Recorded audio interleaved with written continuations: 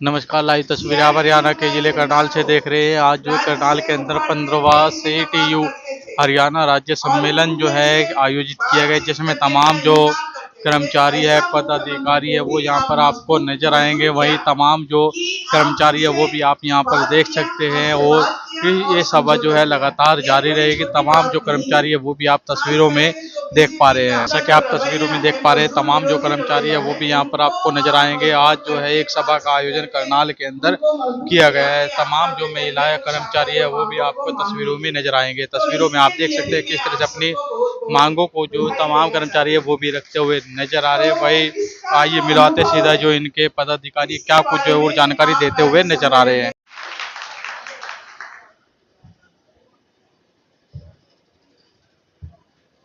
साथी अध्यक्ष, मंच पर बैठे हुए सीआईटीयू और अन्य मजदूर कर्मचारी संगठन का नेतागण। हमारा सीआईटीयू का 15वां राज्य सम्मेलन है और सीआईटीयू हर 3 साल में अपने सम्मेलन करता है, नीचे जिले से लेके और राज्य स्तरीय। और उसके बाद हमारा राष्ट्रीय सम्मेलन होगा दिसंबर लास्ट और जनवरी फर्स्ट वीक में। तो इन यहाँ पे हम जिस मुद्दों को डिस्कस कर रहे हैं वो तमाम मुद्दे हैं, जिसमें न्यूनतम वेतन का मुद्दा मुख्य तौर पे शामिल है। और हम जानते हैं कि हरियाणा के अंदर पिछले 10 साल से न्यूनतम वेतन को रिवाइज नहीं किया गया है। हुड्डा सरकार थी तब ये पास हुआ था न्यूनतम वेतन। उसके बाद जब खट्टर की सरकार बनी तो उन्होंने उस वेतन को लागू किया था, लेकिन आज तक अब वो वेतन रिवाइज नहीं हुआ है। तो हम ये न्यूनतम वेतन को रिवाइज करने की लड़ाई लड़ रहे हैं। उसके साथ साथ कच्चा रोजगार है, तमाम तरह की हमारी जो परियोजना वर्कर्स हैं उनके साथ भी ना सरकार उनको कोई न्यूनतम वेतन दे रही है, नहीं किसी तरह का सामाजिक सुरक्षा लाभ है। इसके विपरीत अभी पिछले काफ़ी समय से आंगनबाड़ी वर्कर हेल्पर को, आशा वर्कर्स को, मिड डे मील वर्कर्स को परेशान किया जा रहा है। आंगनबाड़ी वर्कर्स हेल्पर्स पे भी अनेक तरह के काम डाले जा रहे हैं। पोषण ट्रैकर ऐप के माध्यम से जो उनसे काम करवाने की कोशिशें की जा रही हैं उसमें अनेकों अड़चने हैं। लाभार्थियों तक उनके लाभ पहुंचने में कठिनाई आ रही है। आशाओं से भी जिस तरह से ऑनलाइन काम का दबाव डाला जा रहा है और विभाग से बाहर के अनेकों काम लिए जा रहे हैं जो वास्तव में वर्कर के नहीं हैं। और इन दोनों कैटेगरी को अनेक कामों के लिए जिम्मेदार ठहराया जा रहा है, जबकि जो ऊपर के अधिकारी हैं तमाम उनको बरी किया जा रहा है और तमाम चीज़ों के लिए नीचे के स्तर पे अधिकारियों को जिम्मेदार ठहराया जा रहा है। मिड डे मील वर्कर्स में भी उनका रैशनलाइजेशन करके उनको निकाला जा रहा है काम से। और मेन्यू वगैरह इस तरह का दिया गया है कि मिड डे मील वर्कर भी आज काम करने की स्थितियों में नहीं है। और या बाकी ग्रामीण चौकीदार, ग्रामीण सफाई कर्मचारी, भवन निर्माण के हमारे जो मजदूर और मिस्त्री हैं वो तमाम आज संकट का सामना कर रहे हैं और हम लड़ रहे हैं। और जब हम लड़ रहे हैं तो हम ये देख रहे हैं कि सरकार तमाम लड़ाइयों को कमज़ोर करने के लिए और समाज में नफरत फैलाने के लिए वो जातियों का ध्रुवीकरण कर रही हैं। और हमने बहुत ही दुर्भाग्यपूर्ण घटना अभी देखी है वाई पूर्ण कुमार की, जिन्होंने प्रशासन पे ये आरोप लगाया कि किस तरह से उनको जो है प्रताड़ित किया गया और वो जान देने पे मजबूर हुई। और उसके साथ साथ उसके बाद फिर एक और जो है आत्महत्या सामने आई एएसआई संदीप लाटर की, और मामले को सरकार द्वारा बिल्कुल ऐसे उलझाने की कोशिश की गई है। लेकिन हम ये सब जानते हैं कि दलित उत्पीड़न हरियाणा के अंदर बड़े पैमाने पे बढ़ रहा है और अंधविश्वास को बढ़ाने की कोशिशें की जा रही हैं और धार्मिक उन्माद फैलाने के प्रयास किए जा रहे हैं। और सरकार सोचती है कि इस तरह से मेहनतकश जो लोग हैं उनकी एकता को बांटा जाए, लेकिन हम एकजुट हैं तमाम मेहनतकश लोग और सरकार की इन हथकंडों को समझते हैं। और सरकार के जितने भी नफरती हथकंडे हैं, चाहे वो जातीय ध्रुवीकरण का मसला है, चाहे वो सांप्रदायिक ध्रुवीकरण का मसला है, उसके खिलाफ आज हम यहाँ इकट्ठे हुए हैं।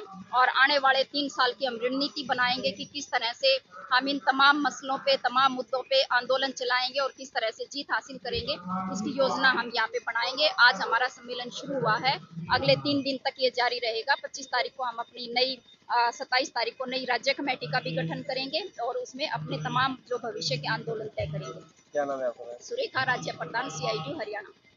नमस्कार। लाइव तस्वीरें आप हरियाणा के जिले करनाल से देख रहे हैं। आज जो है 15वां सीटीयू हरियाणा राज्य सम्मेलन जो है किया गया है, जिसमें आम सभा जो है आयोजित की गई है। तमाम जो महिलाएं हैं वो आपको यहाँ पर नजर आएंगी। अपने मुख्य मांगों को लेकर जो है ये सभा रखी गई है। अलग अलग वर्गों के जो कर्मचारी हैं यहाँ पर नजर आएंगे। वहीं आप देख सकते हैं तमाम जो महिलाएं हैं वो आप तस्वीरों में देख सकते हैं। कई मांगों को लेकर जो है अपनी प्रदर्शन भी करते रह चुके हैं, पहले करते आए हैं। वही तमाम जो कर्मचारी है वो भी आपको यहाँ पर नजर आए गए तस्वीरों को जितना हो सके ज़्यादा से ज़्यादा जरूर शेयर करते रहे। लाइव तस्वीरें आप हरियाणा के जिले करनाल से देखा। आगे तमाम खबरों के लिए बने मेरे साथ। नमस्कार। यहाँ पे जो सभा हो रहे हैं और इसमें आगे का जो रणनीति के लिए बात कर रहे हैं, ये हरियाणा के स्तर पे है। तो जो राष्ट्रीय स्तर पे भी CI2 का अखिल भारतीय सम्मेलन होने वाला है जनवरी में विशाखापट्टनम में।